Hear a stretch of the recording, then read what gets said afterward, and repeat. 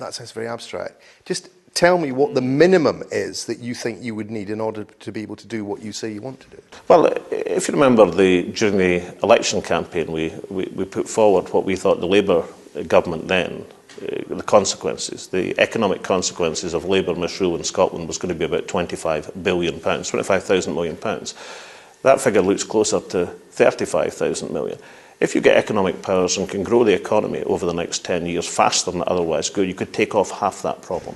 That is the benefit if you get the receipts from economic growth. Now, you say that's kind of academic argument. No, it's not. It's about... No, I didn't say anything. Well, you said it was a more abstract argument, I think. But nonetheless, it's about jobs, it's about growth, it's about public spending, it's about keeping the social fabric of Scotland together, it's about having the ability and power to change our circumstances. To me, it's the very heart of politics. And a politician who can't get that across shouldn't be in politics. Look, just to make clear to people, this figure, this 25 billion, this is basically taking what will happen if the Conservative Lib Dem government's plans go ahead, and what would have happened if public spending had continued on the trend it was. Now, you're saying you could, that gap, if you like, you could halve. Now, I'm sorry, what specific measures would you take to halve that gap? Right, what I was actually saying was 25 billion was on the Labour budget. No, the Tory Liberal budget looks, right. looks a lot more like 35 billion. But it's this point about this gap, and what do you think you could do to actually halve it? Okay, measures that would increase growth in the Scottish economy. Now, some of these measures are taxation measures, which are well versed. If you give a tax advantage, then you can increase investment. But some of them are all about integrating. For example, integrating social security and training could bring about substantial savings and better outcomes to increase the ability of the Scottish economy to respond. Or, for example, we've just had a valuation of Scotland's offshore renewable resource by a joint study, incidentally, from the Scottish Government and DEC, the London Department, which indicates that could be valued over the next generation or so. It's something up to £25 billion of revenue a year. It'd be very useful for Scotland if we could get access to our renewable wealth in a way that we haven't had access to our oil and gas wealth over the last generation. So there's 3 examples of how fiscal responsibility or independence could change Scotland's circumstances. Do you want to lead the SNP into the next election campaign? Yes. And if you won it, would you like to serve out another full term as First Minister? Yes. And if you didn't win it, or whatever the phrase is in this new political world, I think it's probably lost. But or you know, had to go into some sort of different arrangement than now. I mean, for example, could you ever see yourself being Deputy First Minister to Ian Gray? I think that prospect is extremely unlikely. I'll tell you why. I'm very happy to answer hypothetical questions about the SNP winning the election. I've always found it rather best not to base hypotheses on losing. You were quite keen on having a coalition with the Lib Dems in 2007. Let's say you were the largest party after the election next year.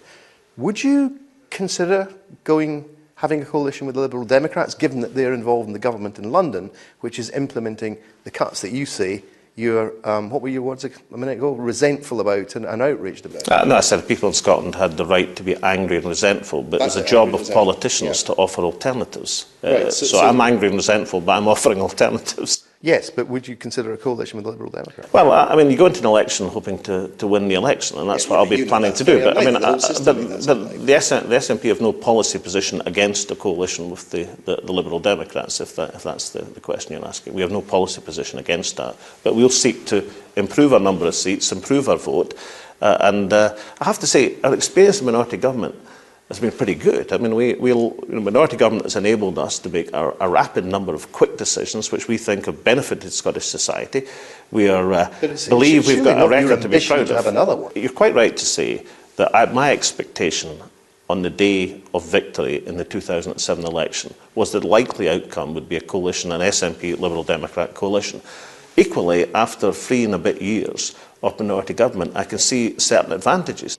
What would you say to members of your party who are somewhat critical of the way the general election campaign was run, that you promised you were going to win 20 seats and didn't even start in that process, and that the whole thing I think some of them think was just a complete flop.